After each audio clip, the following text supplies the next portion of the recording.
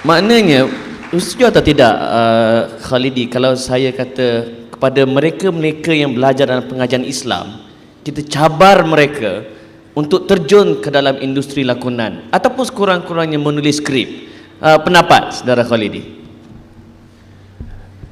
Ya, pendapat saya bahwasanya saat ini adalah era globalisasi, era modern yang sangat luar biasa sekali.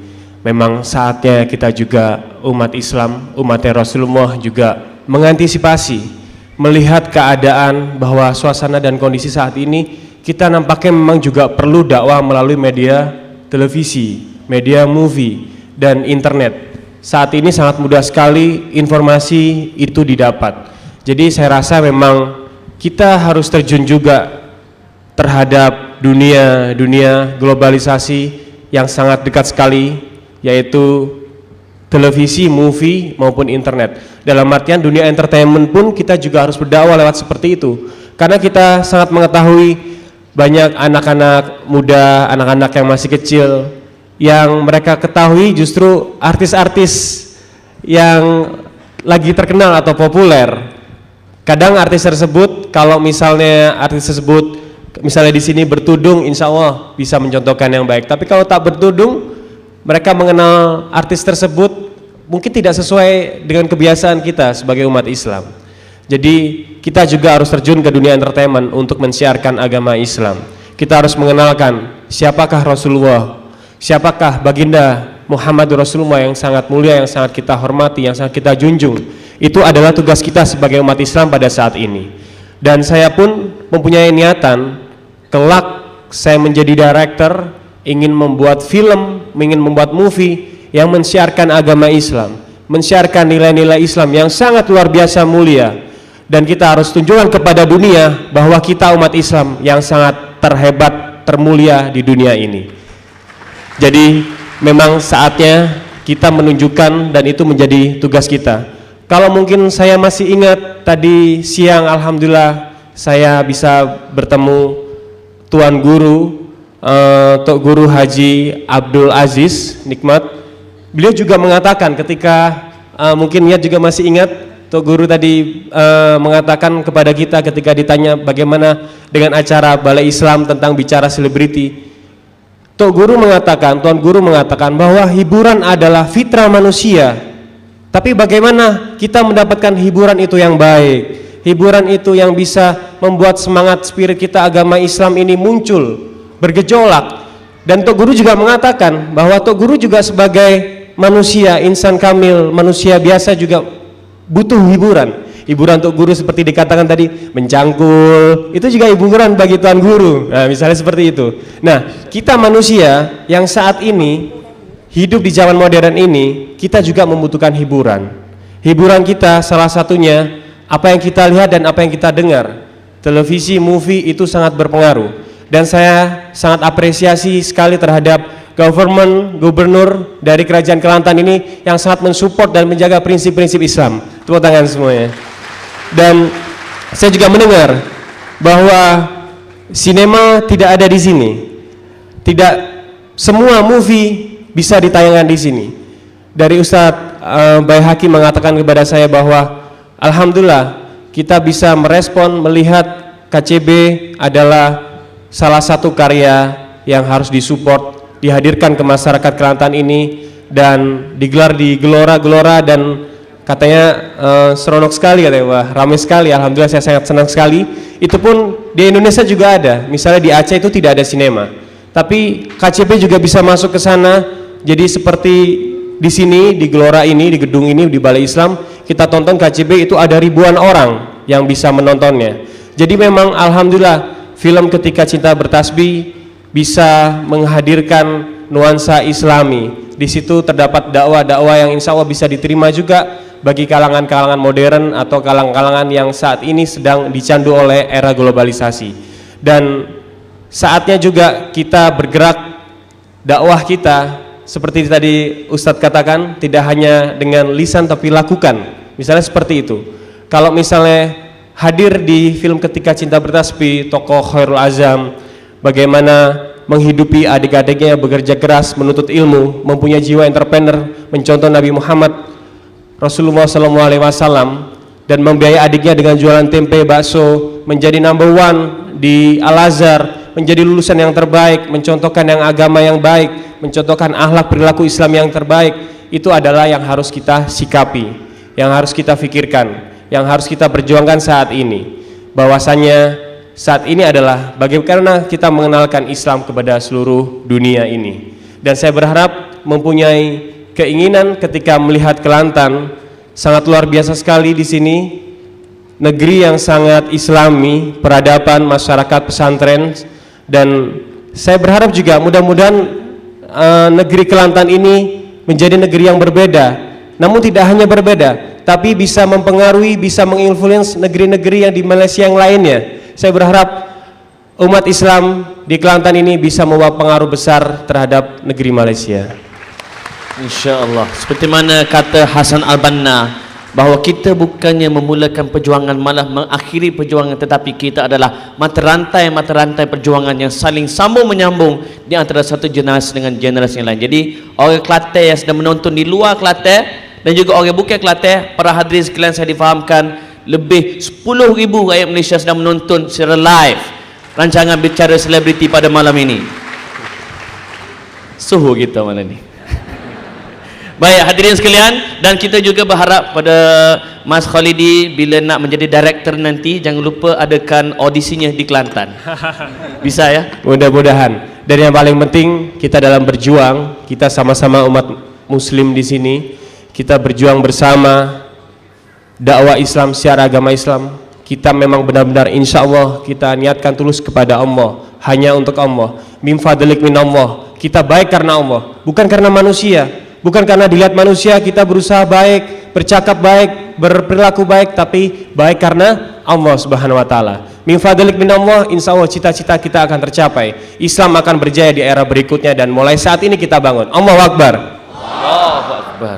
Hadirin sekalian, seperti mana yang kita sedang berbicara adalah soal perjuangan, dan ada satu hadis Nabi sebut lan tazalu ta'ifah min ummati zahirin 'alal haq la yadurruhum man khalafahum hatta ya'ti amrullah.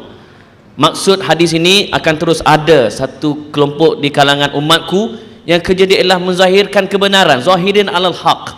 Tidak ada kemudaratan bagi mereka kecuali datangnya surah pada Allah Subhanahu wa taala. Hadis ini menunjuk kepada perjuangan di Baitul Maqdis, iaitu kita nak membebaskan Baitul Maqdis daripada cengkaman Yahudi yang sekarang berusaha sedaya upaya untuk merobohkan masjid Baitul Maqdis.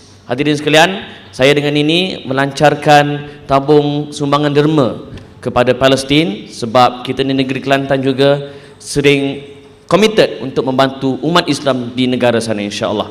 Jadi kepada petugas-petugas, jalankan tugas anda ya. Hadirin sekalian, kita juga memberi ruang kepada hadirin sekalian untuk bertanya soalan, sebab kita berpegang teguh kepada perkara 10 Perlembagaan Persekutuan Kebebasan Bersuara. Apa-apa soalan, insya-Allah anda tidak akan dikenakan ISA sebab sudah pun dimansuhkan, maupun Akta Perhimpunan Aman. Jadi mikrofon yang disediakan sudah pun ada di kiri dan kanan audien.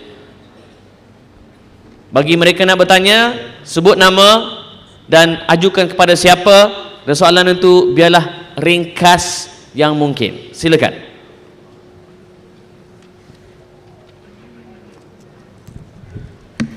Tes. Bismillahirrahmanirrahim. Nama saya Abdullah bin Hussein. Jadi ada kesamaan nama. Siapa namanya? Abdullah bin Hussein. Abdullah. Okay. Jadi saya ingin bertanyakan kepada nama yang sama, Mas Khairul Azam, Abdullah Khairul Azam. Kita melihat dalam fenomena Malaysia kini, yang mana artis banyak berlaku penghijrahan artis daripada tidak bertudung kepada bertudung. Jadi bagaimana fenomenanya di sana, Pak? Fenomena artis di Indonesia, boleh difahami ya, insya-Allah. Dan soalan saya kedua kepada saudari Anar Fali, yang mana kita melihat bahawa dakwah ini satu benda yang luas, bahawasanya mad'u kita ini bukan hanya tertakluk kepada pendengar semata-mata ataupun penonton semata-mata. Jadi soalan saya, bagaimanakah uslub dakwah ini dapat dipraktikkan kepada artis-artis yang lain. Jadi insya-Allah sekian, wabillahi taufiq. Wassalamualaikum warahmatullahi. Okey, seterusnya di sebelah muslimah ada soalan? Okey, tak ada lagi, on the way Okey, kita kembali kepada muslimin. Assalamualaikum warahmatullahi wabarakatuh. Saya Muhammad Rahim bin Jaafar dari Rantau Panjang. Pertamanya saya nak tuju kepada Ustaz Asrizal. Kalau kita tengok fenomena hari ini, artis bertudung hijrah, apakah ini dikatakan pertolongan daripada Allah sebagaimana firman-Nya dalam surah Al-Fath, "Idza ja'a nasrullahi wal fath wa ra'aitan nasa yadkhuluna fiha dinillahi afwaja." Dan soalan yang kedua untuk Ustaz lagi, mengapakah kita tengok di Malaysia hari ini begitu subur filem-filem khurafat, filem hantu, serang. Bilakah benda ni boleh hijrah? Dan bagaimanakah caranya? Apakah pandangan Ustaz tentang perkara ini? Dan saya seterusnya kepada Ya Hamzah, Hayati Hamzah. Ustazah Ya. Kalau boleh saya nak itu kisah sebelum bertuduh, iaitu saya pernah tengok ada akhbar perdana. Boleh dekat sikit dengan mic. Dan akhbar akhbar perdana yang menyatakan masa dia buat sunat taubat, melakukan sembahyang solat sunat taubat, dahinya lekat semasa sujud tu. Dan adakah berita ni tersiar di akhbar lain? Kalau boleh ulai balik. Dan seterusnya saya nak tunjuk kepada Mas Azam. Oh, dia seorang package Okey, beres. Mas Azam, saya nak ucapkan syabas dan tahniah kepada Mas Azam. Dan kalau kita tengok cerita movie Mas Azam ni berunsurkan Islam, cukup hebat. Apa yang saya nak katakan di sini, kehebatan movie ni, dia tidak ada pun sedikit sentuhan antara walaupun Mas Azan umpama heroin dan Oki, tidak ada sentuhan. Ini dikatakan hebat filem dakwah. Dan seterusnya untuk Mas Azan, saya nak tanya, adakah Mas Azan pernah belajar di pesantren? Sebab dalam movie itu saya tengok Mas Azam baca kitab cukup bagus. Itu saja. Ada sebenarnya untuk ada soalan untuk moderator tak? ada. Untuk Ana Rafali dah. Ana Rafali. Beres, silakan. Apakah reaksi rakyat-rakyat lain lah tentang penghijrah? Sekian, terima kasih. Okey, beres. Package. Inilah orang Kelantan. Selamat datang ke Kelantan ya. Baik, sebelah muslimah silakan.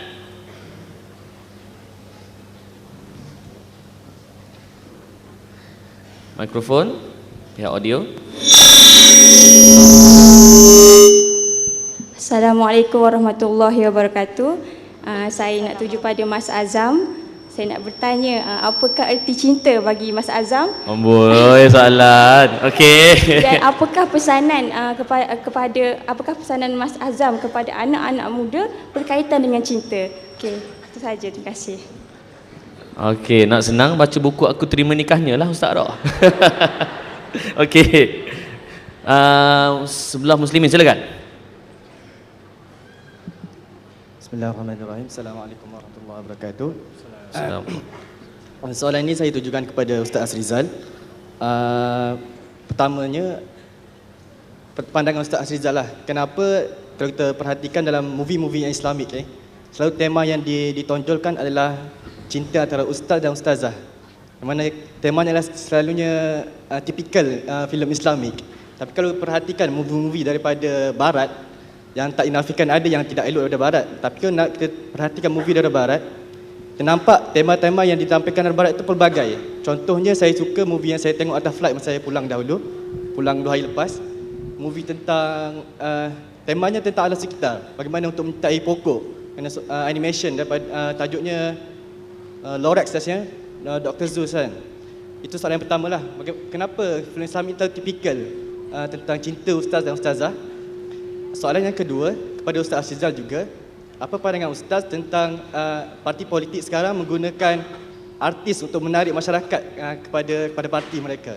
Wallahu a'lam. Okey. Baik. Sebelah muslimah. Okey, silakan. Oh, dia nyusuk dulu. Oh, kenapa? Okey, silakan. Assalamualaikum warahmatullahi taala wabarakatuh. Waalaikumsalam warahmatullahi. Okey, nama saya Nur Nadirah binti Muhammad Nur.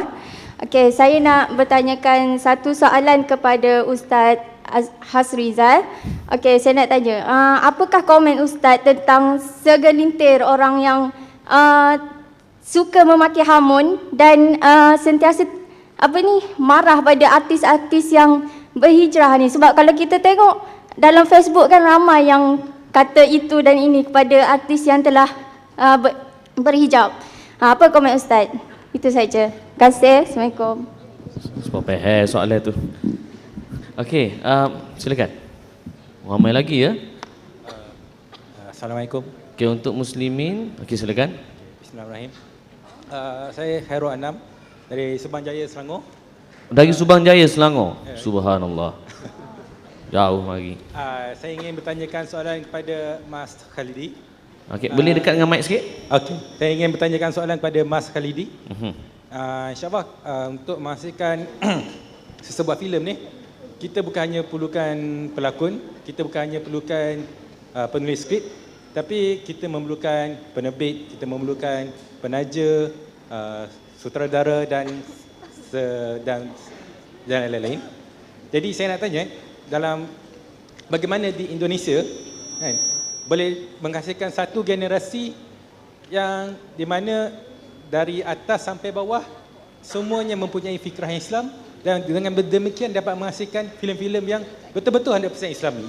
Bukan hanya label ataupun kulit saja luaran Islami, tapi dalamannya juga Islami. Bagaimana daripada atas sampai bawah semua yang terlibat mempunyai fikrah Islam. Bagaimana generasi ini terbentuk? Juga saya ingin bertanyakan soalan kepada Ustaz Hasrizal. InsyaAllah filem bergenre Islam ni, saya kira di Malaysia juga dulu pernah ada, iaitu filem Syukur 21, kalau kita semua masih ingat. Raihan dulu ya. Yes. Dan filem Syukur 21 tu malangnya tak berapa meletup di pawagam kan.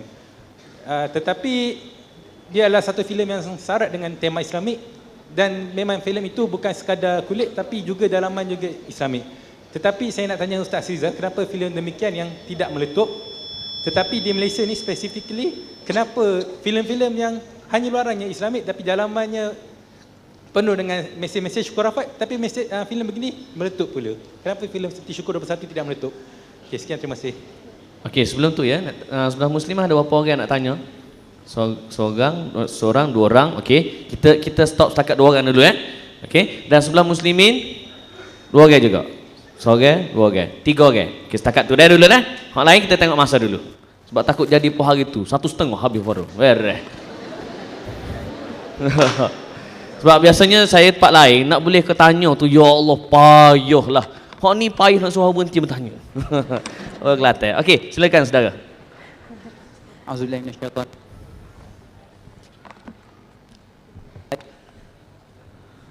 Sabotaj ni.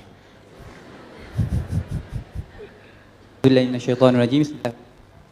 Okey. Salam.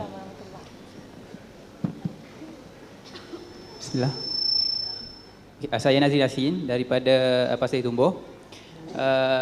Dunia hari ini 70%, 80% dipengaruhi oleh media, sama ada dalam Malaysia ataupun luar negara. Jadi artis memainkan peranan penting untuk mempengaruhi sesiapa sahaja yang melihat rancangan ataupun media tersebut. Jadi persoalan saya khusus pada Mas Azam, pada artis lah, Ana dan juga kemudian apakah perancangan para artis untuk mempengaruhi dunia hiburan ataupun media supaya setiap orang yang melihat itu positifnya cerita itu, positiflah kesan dia. Jadi itu sahaja. Sekian, terima kasih. Tu dia soalan bagus, boleh jadi pelakon ni dia ni. Okey, Muslimah sebelah sana. Bismillahirrahmanirrahim. Assalamualaikum warahmatullahi wabarakatuh. Soalan saya nak tujukan kepada Yat. Okey, alhamdulillah saya bersyukur sebab hari ini saya dapat berpeluang untuk bertanya soalan kepada Yat, iaitu antara artis yang saya minat setelah Yat keluar daripada zaman Yat dulu. Okey, yang pertama, sebagai seorang wanita dan sebagai seorang perempuan, saya minta sangat Yat ceritakan pengalaman macam mana boleh terdetik Yat untuk berubah, dan macam mana Yat boleh terdorong untuk melakukan solat sunat taubat. Mesti ada sebab yang tersendiri. Dan sebagai seorang perempuan, meskipun saya dilahirkan dalam keadaan yang bertudung, saya tak sampai tahap macam Yat menjiwai Islam. Dan saya tak tahu cakap apa, tapi saya minta Yat ceritalah dengan seikhlas yang mungkin, dan doa saya semoga Yat akan menjadi seorang wanita dan istiqamah dalam apa yang Yat buat, insya-Allah. Terima kasih. Masya-Allah. Okey, saudara di sana. Okey, assalamualaikum. Saya Fred Firdaus. Fred Firdaus. Ya, saya. Ya, apa khabar Fred? Soal khabar baik. Nama hilang molek. Okey, soalan pertama saya untuk Ustaz Hasrizal. Tahun ini saja sudah 3 kali Kerajaan Negeri Kelantan menganjurkan bicara selebriti dengan membawa pelbagai artis datang ke negeri Kelantan ni, dan mungkin juga dengan sebab ini akan menyebabkan rakyat Kelantan melihat artis ini sebagai suatu ikon yang harus diikutilah. Jadi soalan saya, apakah nasihat Ustaz Hasrizal untuk golongan mereka yang ingin menjadi artis ni lah? Okey. Dan soalan yang kedua, termasuk untuk diri sendiri nasihat tu tak? Tak, bukan. Okey, seterusnya. Okey, soalan yang kedua untuk Mas Khalidi Asadi Alam. Jika Mas Khalidi tidak menjadi seorang aktor, apakah yang akan Mas Khalidi akan lakukan sekarang ini? Apakah menjadi seorang ustaz mungkin? Okey, itu saja soalan saya. Dan soalan ketiga saya untuk Ana Rafali. Sudah lama rasanya saya tak mendengarkan karya terbaru daripada Ana Rafali. Jadi saya peminat rupanya. Memang saya sangat minat dengan muzik Okey. Musiknya ya. Ya. Jadi soalan saya, bilakah agaknya Ana Rafali jadi soalan saya, bilakah agaknya Ana Rafali akan riliskan single ataupun mungkin album yang barulah, ya? Okey. Soalan cukup cemas. Okey, Muslimah yang terakhir sana, silakan. Okey. Assalamualaikum warahmatullahi taala wabarakatuh. Salam. Saya Raja Siti Najah binti Raja Muhammad Ghani. Okey, saya tanya kepada Ustaz Hasrizal, di kalangan kawan-kawan saya sendiri, fenomena fanatik terhadap cerita Korea. Dan saya minta maaf kepada semua peminat fanatik Korea. Pandangan Ustaz dan ahli panel, sejauh mana kalau di kalangan artis sendiri, adakah tahap macam kita orang di mana Korea terus macam sangat macam pelakon semua tu macam tak nampaklah pelakon Malaysia ni. Okey, sekian, terima kasih. Okey. Ustaz Rizal dapat soalan tu tak? Saya pun tak apa clear. Dia tentang Korea. Hero Korea aku kan. Sikit, butir sikit. Fanatiknya muslimat terhadap pelakon Korea. Kalah maksudnya kalau pelakon Malaysia, kita dah tak nampak dah, nampak pelakon Korea aje. Terima kasih. Maknanya kalau letak pelakon Korea, Ustaz Azrizal dipilih pelakon Korea, gitulah. Ustaz Azrizal je yang kena ya Ustaz. Okey, betul juga Rok, boleh tengok hero Korea ke? Allah benci aku. Aku dia tak tengok. Okey, baik. Yang terakhir, saudara, silakan. Okay. Assalamualaikum warahmatullahi wabarakatuh. Saya ni hadir pada Kuala Kerai. saya nak tuju kepada pelakon Korea lah, Ustaz Azrizal. Ya. Baik, Ustaz, dalam fenomena rentetan daripada apa yang Ustaz Dekat sikit dengan mic. fenomena Mic problem ni. Sebab beli Korea tu. okey, dalam fenomena proses penghijrahan para artis inilah, apakah yang lebih utama untuk mereka, sama ada memperkasakan hiburan dalam pentas yang lebih neutral ataupun ke pentas politik? Terima kasih. Okey. Baik, hadirin sekalian, 3 muka surat saya tulis soalan ni. Betapa banyaknya. Jadi saya akan mempersilakan setiap panel untuk menjawab ke semua soalan seorang demi seorang, dan selepas itu kalau ada masa kita buka lagi, kalau tak ada masa kita terus kepada kesimpulan. Setuju? Setuju. Ataupun setojong. Setuju campur sokong. Okey, saya mula dulu dengan Yat, boleh Yat? Boleh? Okey, Yat ada soalan dia banyak juga tentang sujud hak melekat tu, kan? Saya tahu cerita sebenar tapi saya minta dia yang terangkan sendiri. Kemudian soalan tentang perancangan artis untuk memurnikan dunia hiburan. Kemudian macam mana boleh berubah asas silahnya. Silakan Yat Hamzah. Okay. Terima kasih kepada semua yang bertanya tadi. Allah Akbar, macam mana nak jawab ni? Saya mulakan dengan yang usaha kami para artis untuk ajak rakan-rakan artis lain supaya turut berhijrah seperti kami. Okey, dia macam ni, memandangkan kami artis ni memang ada satu sifat macam muka tebal ataupun muka tak tahu malu. Yang saya maksudkan macam tu sebab kami boleh katakan setiap kali nak pergi usrah ataupun buat kebaikan, kami akan tak jemu untuk message ataupun broadcast dalam BBM, Twitter ataupun apa saja medium untuk kita hubungi rakan-rakan artis untuk sama-sama join. Tapi malangnya memang jelah macam susah sikit nak sampai message dalam hati mereka. Mungkin mereka baca pada minggu pertama, minggu kedua mereka abaikan atau baca sikit-sikit, mula-mula Minah ni lagi, Yat lagi. Lepas tu minggu ketiga, tak nak baca langsung, nampak nama saya je dia tak nak baca dah. Mungkin begitu, saya pun tak pasti, wallahualam. Tapi alhamdulillah dengan berkat muka kami yang tebal, yang tidak putus asa untuk ajak rakan-rakan untuk cuba dulu. Tak cuba tak tahu kan. Kalau dah cuba baru tahu best ke tak pergi usrah ni ataupun pergi aktiviti-aktiviti kebaikan yang kami sama-sama sedang buat sekarang ni kan. Jadi alhamdulillah lah, daripada macam saya sendiri bermula bulan 11 tahun lepas kan, Cik Amin kan? Ini salah seorang tenaga pengajar. Terima kasih Ustaz Amin. Selain daripada itu, Ustaz Azaidis pun dah datang kelas kami untuk sama-sama kongsi ilmu. Ustaz Said Nur Hisham, Ustaz Syarizan, Ustaz Ghazali Ibrahim, Ustaz Rushdi Ramli Al-Jawhari dan ramai lagi, Masya Allah, ramai lagi yang sebenarnya sudi untuk mencurahkan ilmu pada kami yang begitu dahagakan ilmu ni. Dan kami tunggu Ustaz Azrizal lepas ni next week InsyaAllah. Ataupun lepas raya ke Selalu. InsyaAllah. Mas Azam pun kalau rasa ada kelapangan di Kuala Lumpur nanti singgah-singgahlah kelas kami untuk kan. Okey.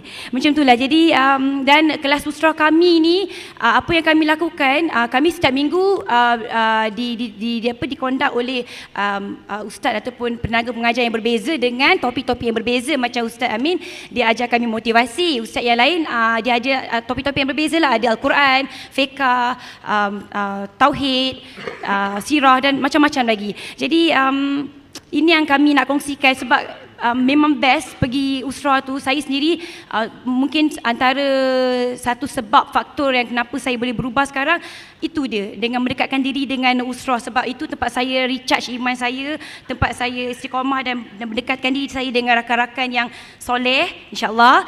Dan kami bukan saja nak bergerak sebagai kelas agama semata-mata. Kami memang dah banyak fikir dan macam duduk untuk berbincang antaranya aktiviti seni yang kami akan lakukan selepas ni. Kami akan sebab kelas kami bukan saja artis saja, ada juga penggiat-penggiat seni lain, ada scriptwriter, ada pembantu pengarah. Jadi orang-orang begini, orang seni yang dah berijah ni, yang macam tadi macam Ustaz cakap, macam Ana cakap, macam Mas Azam cakap, kita dah bincang tadi, kita perlukan orang-orang seni yang betul-betul berjiwa seni untuk mendakwahkan, menggunakan seni juga supaya orang-orang seni turut akan terdakwah, terikut, terpanggil untuk membuka hati, hijab mereka untuk bersama-sama dengan kami. Dan kami perlukan sokongan anda.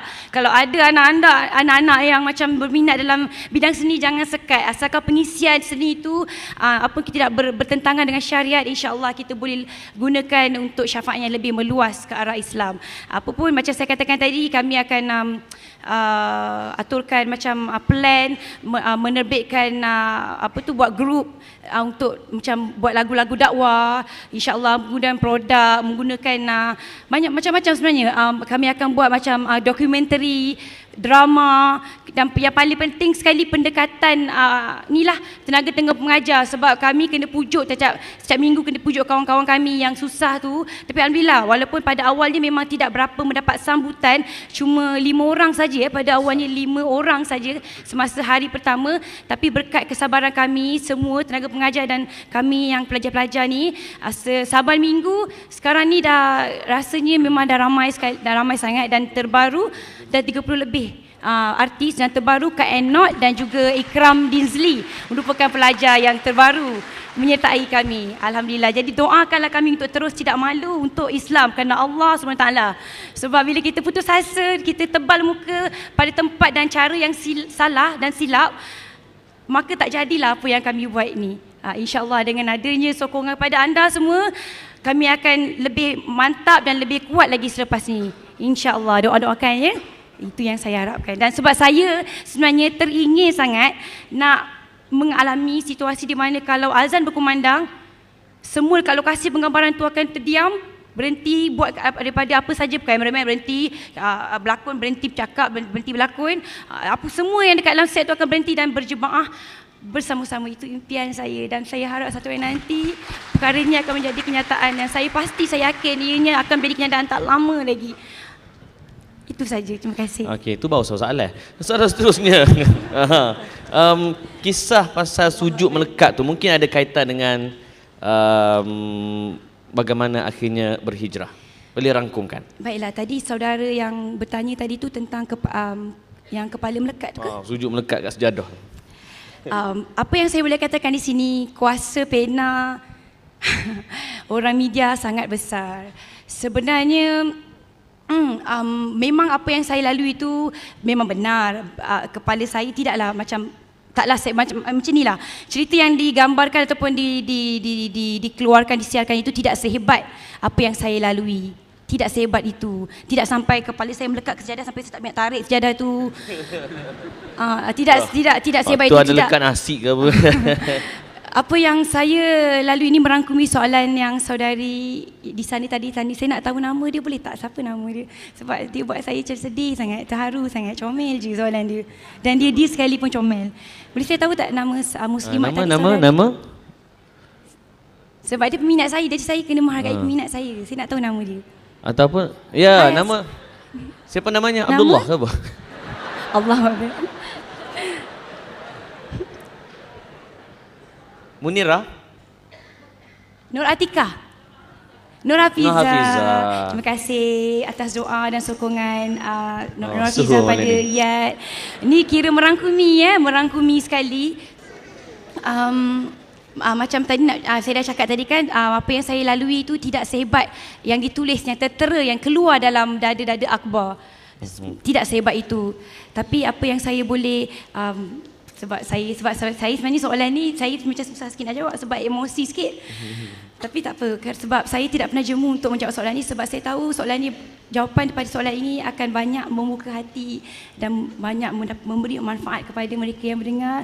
Kalau sedikit sebanyak boleh mendatangkan kesedaran, keinsafan, terdetik sedikit pada hati anda semua, saya rasa sangat bertuah dan bersyukur pada Allah. Sekurang-kurangnya anda merasa apa yang saya rasa. Baiklah, Nak cerita pada Ustaz? Ringkas dalam tempoh 3 minit. Macam ni, kebetulan kalau cerita malam instan, tu 3 CD kan? Ya, saya ringkaskan ya. Kalau boleh saya tak nak nangis, saya akan elak untuk beremosi. Tapi cerita ni memang emosi. Bukan cerita ni, pengalaman saya ni memang emosi.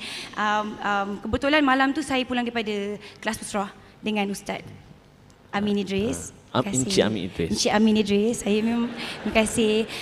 Saya semenjak saya berusrah, memang banyak yang saya belajar setiap minggu, dan apa saya belajar tu saya cuba untuk fahami dan saya praktikkan, saya amalkan. Itu yang saya cuba lakukan. Dan dulu saya akui saya memang kurang buat solat sunat.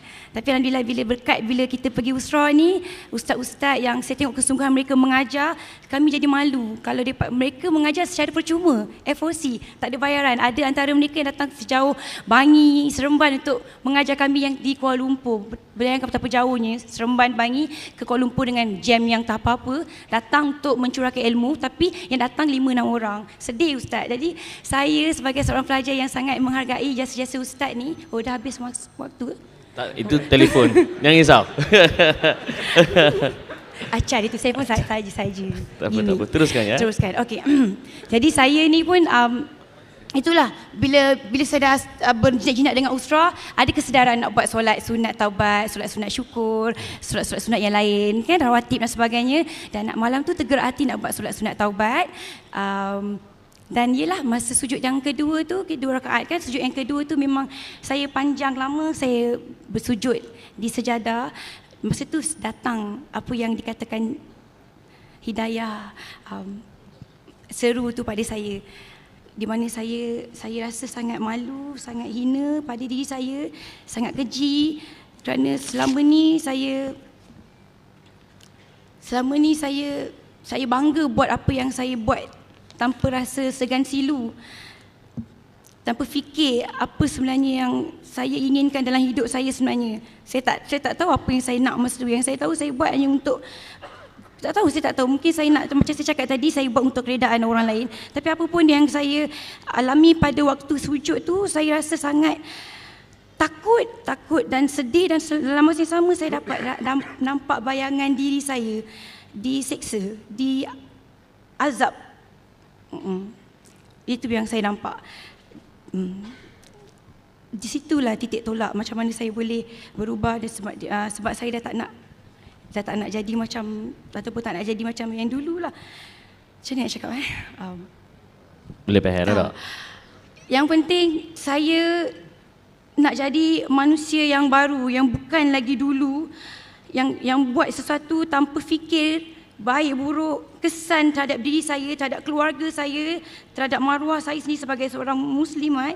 Yang saya tahu sekarang ni saya telah kembali ke fitrah, dan apa yang saya nak sekarang adalah menjadi seorang muslimat, seorang wanita solehah yang paling bahagia dunia akhirat. Itu yang saya harapkan. Baik, terima kasih ya tuan-tuan. Kita bagi tepukan kepada untuk Yat Hamzah. Dahsyat jawapan dia. Tersentuh hati rakyat Kelantan. Okay, kita beralih kepada Ana Rafali. Soalan dia tentang uslub ataupun pendekatan dakwah pada artis lain. Kemudian reaksi rakan-rakan bila Ana Rafali berhijrah. Adakah mereka terkejut badak ke ataupun terkejut buruk kan? Ataupun terkejut manusia. Kemudian soalan lain untuk Ana Rafali juga tentang perancangan artis untuk memurnikan dunia hiburan, khususnya dalam industri muzik dan juga karya terbaru. Mereka ternanti-nanti Ana Rafali. Silakan. Bismillahirrahmanirrahim. Saya cuba jawab sebenarnya saya masih lagi tersentuh dengan cerita Kak Yat. Sebab yelah, setiap orang ada cerita masing-masing, cerita tersendiri, dan cerita saya taklah sehebat, sememangnya tak sedahsyat seperti yang Kak Yat alami. Dan sebenarnya sedikit sebanyak saya rasa bersyukur. Saya tergerak hati untuk berubah pada masa yang awal sebelum saya berkahwin. Dan saya buat keputusan untuk berkahwin supaya dapat menyelamatkan diri saya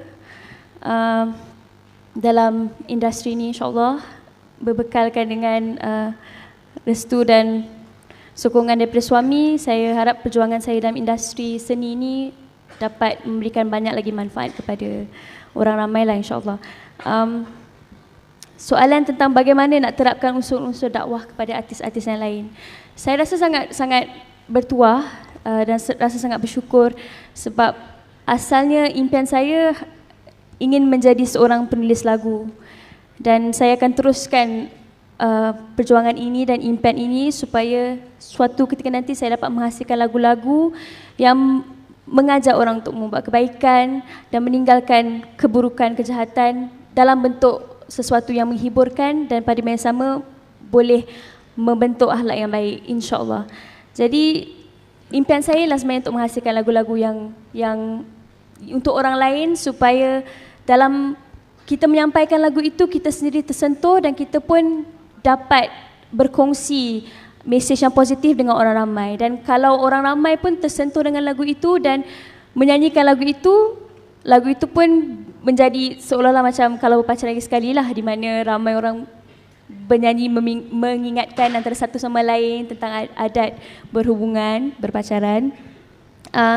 Dan selain daripada itu saya rasa sebenarnya dia bersangkut pautan jugalah dengan perancangan artis dalam dunia hiburan ni. Macam mana kita nak pengaruhi dunia hiburan kita supaya dalam pada masa yang sama kita berhibur tapi kita sentiasa beringat-ingat. Kita sentiasa sedar dan kita ni hamba Allah SWT dan suatu hari nanti kita akan pulang kepadanya juga dan sebaik-baiknya kita hidup di dunia ini dengan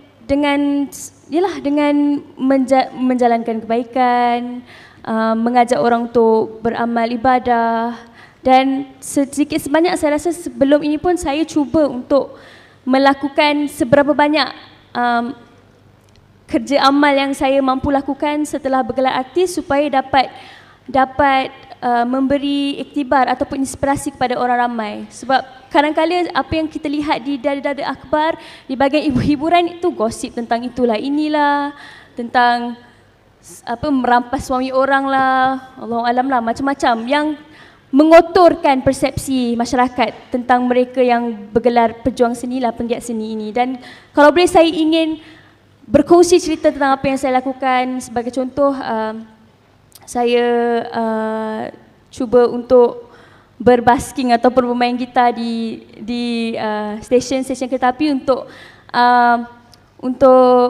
mengumpul derma bagi memberikan kepada mereka-mereka yang kurang berkemampuan untuk persediaan sebagai bulan Ramadan. Itu antara usaha saya tersendiri dan alhamdulillah sedikit sebanyak dapat membantu dan memberi inspirasi kepada orang ramai untuk membantu mereka yang memerlukan. Dan cerita-cerita seperti inilah yang kalau boleh saya ingin wartawan hiburan laporkan selain daripada dan bukan yang gosip-gosip yang kita semua sedia tahu. Dan saya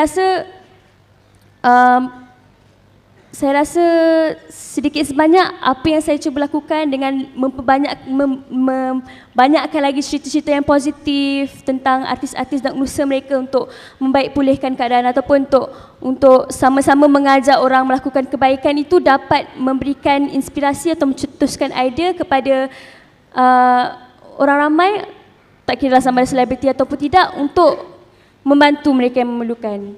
Sebab bagi saya, yalah, kita semua tahu Islam itu indah, Islam itu mengajak kita untuk menghargai kehidupan dan macam mana kita nak menghargai kehidupan kita sendiri bila kita melihat ramai orang yang berada dalam kesusahan. Jadi itu antara sedikit sebanyak saya rasa artis-artis patut memperbanyakkan lagi usaha untuk membantu mereka yang memerlukan.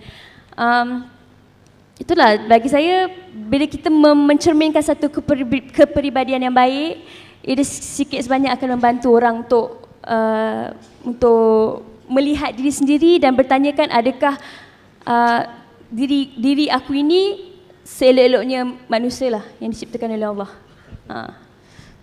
Perancangan akan datang, karya terbaru. Okey. Fred dia nama tadi.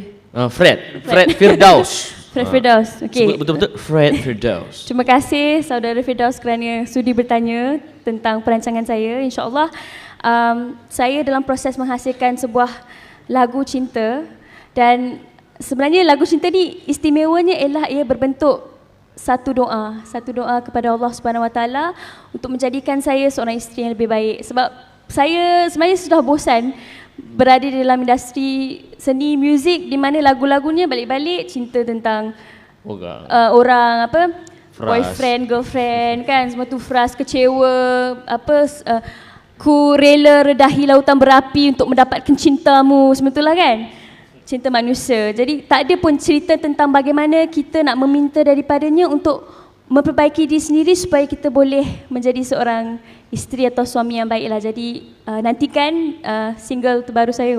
Terus promote. Terus. Yang berjudul InsyaAllah Jauh ke Syurga. Masya Allah. Jauh ke Syurga. Kita bagi tepukan untuk Ana Rafali, tuan-tuan. Terima kasih. Kita beralih kepada Mas Khalidi. Soalannya, di Malaysia sudah berlaku fenomena artis berhijrah, bertudung dan sebagainya. Di Indonesia bagaimana? Soalan seterusnya, bagaimana ketika cinta bertasbih, ketika berlakon tidak ada sentuhan, namun filem itu bisa mencapai box office. Kemudian ada soalan, pernahkah belajar di pesantren? Orang Kelantan panggil pondok lah. Pondok. Apa lagi? Soalan nakal, apakah arti cinta pada pandangan Mas Azam? Dan pesanan untuk anak-anak muda yang Kelantan kata gelenya lah. Kecil-kecil nak gawe dah. Yang tu faham gelenya? Alah, kecil-kecil saya ngaji nak gawe. Alah. Nanti saya terjemahkan.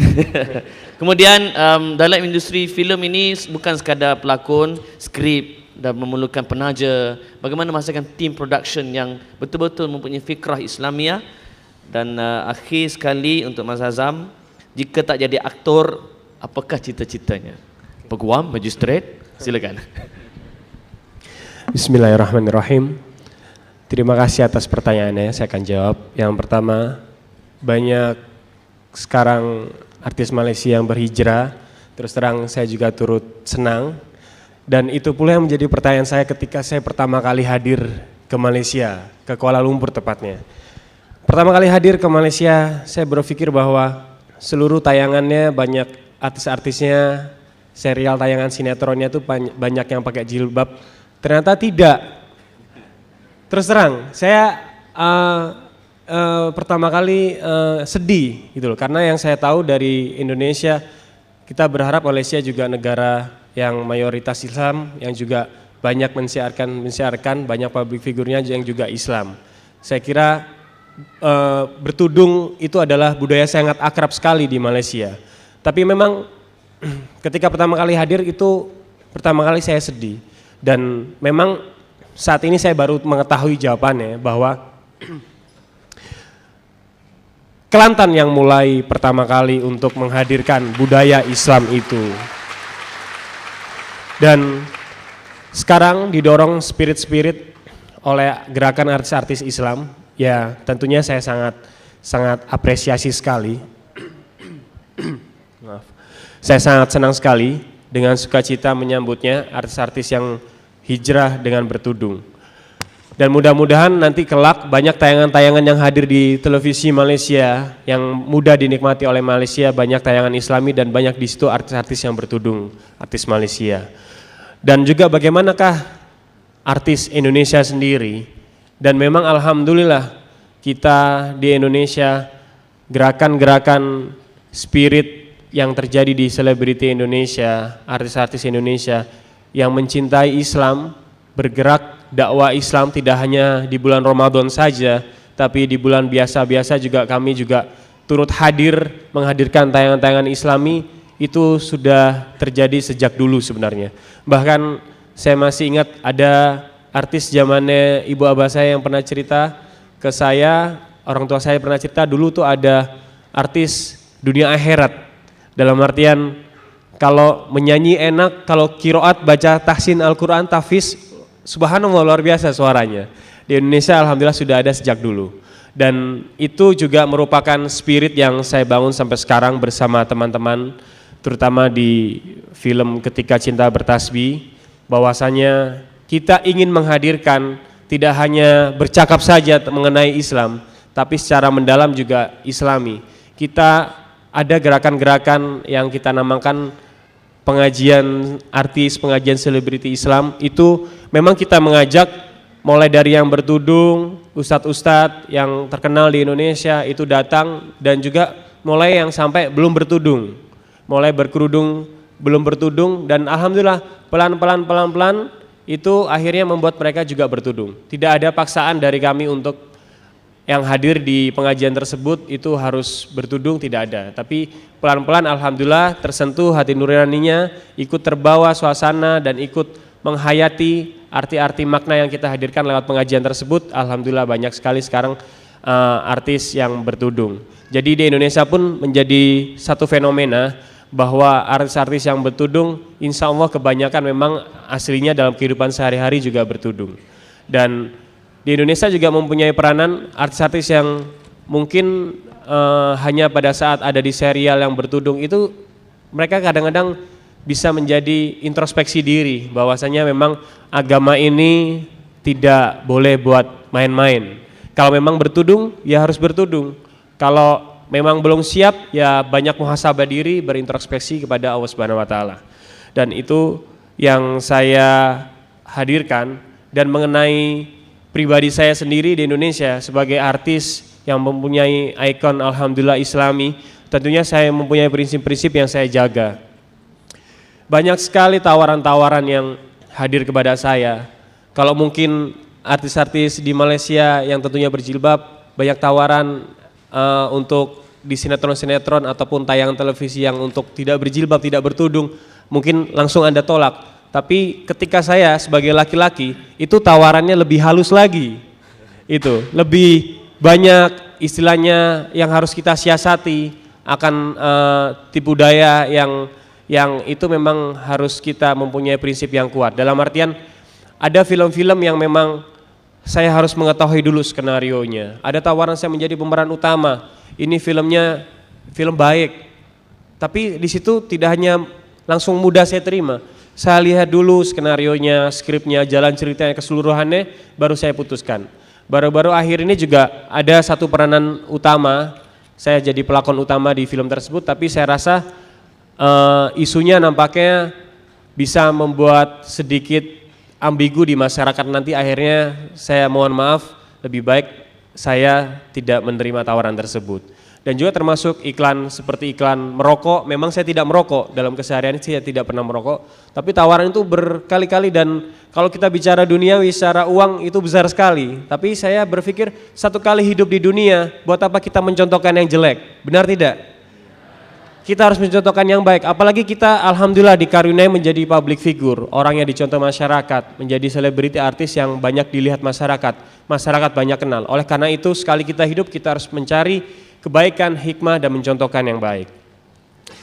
Terus dakwah film, pertanyaan yang kedua, dakwah film tidak ada yang bersentuhan di film Ketika Cinta Bertasbih, itu adalah suatu film yang dahsyat. Terima kasih banyak Abang Ending. Alhamdulillah film Ketika Cinta Bertasbih memang tidak ada sentuhan tangan, dan memang pemilihan karakter-karakternya juga secara mendalam berusaha seluruhnya totally Islami. Dan itu merupakan perjuangan yang sangat luar biasa dari Ustadz Habibur Rahman El-Shirazi selaku penulis karya sastrawan yang menulis Ketika Cinta Bertasbih. Dan di situ memang kita jaga bagaimana adab Islam mencontohkan hubungan laki-laki dan perempuan sebelum menikah, sebelum halal. Bagaimana hubungan seorang anak kepada ibunya, bagaimana hubungan seorang yang lebih muda kepada gurunya. Dan dicontohkan karakter Azam ini memang sangat santun, sangat luar biasa. Dan memang pun ketika saya membaca novel tersebut pertama kali sebelum dipublish, sebelum diumumkan, sebelum terpilih menjadi Khairul Azam, dan sampai akhirnya alhamdulillah terpilih menjadi Khairul Azam, saya yakin ketika membaca novel Ketika Cinta Bertasbih, bagi yang perempuan, bagi wanita ingin mendambakan punya pasangan seperti Khairul Azam. Mungkin, maybe, karena memang karya dari Ustadz Habibur Rahman itu sangat luar biasa sekali. Dan bagi laki-laki juga ketika membaca novel tersebut, insya Allah pasti ingin menjadi sosok Khairul Azam dan memiliki sosok Khairul Azam dalam dirinya. Karena ternyata saya mengetahui Ustadz Habibur Rahman saat menulis ketika saya sudah terpilih menjadi Khairul Azam, saya dekat dengan keluarganya, dekat dengan adik kakaknya, dekat dengan saudaranya. saya baru mengetahui beliau saat menulis itu pun sangat menjaga adab kesucian dalam Islam. Menulis pun dalam keadaan bersuci, dalam keadaan berwudu. Dan beliau sangat konsentrasi sekali. Hanya menghentikan menulis itu ketika beliau sholat dan makan. Dan itu saya merasakan bahwa di novel tersebut memang ada suatu energi yang sangat luar biasa besar sekali ketika kita membaca sastra ataupun karya dari Ustadz Habibur Rahman El-Shirazi. Itu seperti meresapi ke dalam jiwa kita, ingin menggerakkan kita hati nurani menjadi sosok insan kamil, insan manusia yang baik secara Islamiyah. Dan itu yang saya rasakan. Saya sangat bersyukur sekali terpilih menjadi pelakon utama Khairul Azam dan sangat dekat dengan Ustadz Habibur Rahman El-Shirazi. Dan menjadi sentuhan kita menghadirkan sebuah film tayangan, movie, tidak harus membuat adegan romantis itu dengan bersentuhan tangan. Secara agama jelas tidak boleh, itu haram. Dan kita pun sebagai seniman, kelak pun saya menjadi director, membuat sebuah movie, membuat sebuah film, itu pun punya prinsip. Kita bisa menghadirkan tayangan yang romantis, yang indah, yang cantik, yang keren, yang wonderful, tidak harus dengan melanggar norma-norma Islam. Tidak harus ada adegan pegangan tangan, ciuman ataupun pelukan. Na'udzubillah min dzalik. Kita melihat bisa dari film Iran 2 kali mendapat Oscar berturut-turut dalam artian dengan kategori film berbahasa asing terbaik. Di film Iran pun tidak ada sentuhan tangan. Kecuali pemeran tersebut memang sudah menikah. Kalau belum menikah mereka tidak ada sentuhan tangan. Dan itu yang bisa kita contoh. Dan alhamdulillah ketika Cinta Bertasbih sudah hadir lebih duluan dengan sikap tersebut. Tidak ada sentuhan tangan di situ. Sangat menjaga hubungan antara laki-laki dan perempuan secara syar'i agama Islam. Dan adakah belajar di pesantren, baca kitab? Ya, kalau Anda memang melihat alhamdulillah bisa menilai saya memerankan sosok Khairul Azam, pelakon utama Khairul Azam, ketika membuka kitab Al-Hikam dan mengajarkannya ngaji, itu alhamdulillah memang saya pernah belajar. Dari mulai saya SD, madrasah, itu memang saya ngaji juga di pesantren kakek saya, pesantren saya pun di kampung Bangil Pasuruan, Jawa Timur, Indonesia, itu mengaji. Dan itu pun kita mengaji kitab kuning. Misalnya contoh, dengan pengertian bahasa Jawa, itu juga saya mulai mengaji dari kitab kuning mulai sejak dini, sejak usia masih kecil, usia masih muda. Misalnya alhamdu utawi sakabehane puji lillahi iku kagungane Allah, itu pengertian lafal-lafal ayat suci Al-Qur'an, lafal-lafal Allah dengan bahasa Jawa gitu loh, karena saya dari Jawa Timur. Misalnya seperti itu. Jadi memang alhamdulillah ketika memerankan sosok Khairul Azam pun itu bisa menjadi saya sangat lebih mudah melakonkannya. Terus adalah lafal-lafal yang sangat saya rindukan ketika saya kecil, itu ada di ngaji saya di pesantren. Alhamdulillahi wassalatu rabbuna ala nabiyil mustafa habibina wa alihi wa sahbihi wa man qara wa hakafit tajwidina man khiriro. Nah, misalnya seperti itu. Dan itu membuat ketika saya memerankan, mungkin Ustadz mengetahui informasi di Mesir dan di Arab menggunakan bahasa yang berbeda. Seperti Ustadz Baihaqi tadi sampaikan kepada saya, beliau dari Jordan pernah mampir ke Mesir juga melihat. Di sana bahasa Arabnya itu bahasa Arab Amiyah. Sedikit berbeda dengan bahasa Arab Fusha. Kalau Fusha itu ya bahasa yang banyak kita pelajari di Indonesia, di Malaysia. Tapi Amiyah sedikit berbeda. Perbedaan di pelafalan. Misalnya huruf jim di Mesir itu mereka tidak bisa menyebut huruf jim, tapi jadi G.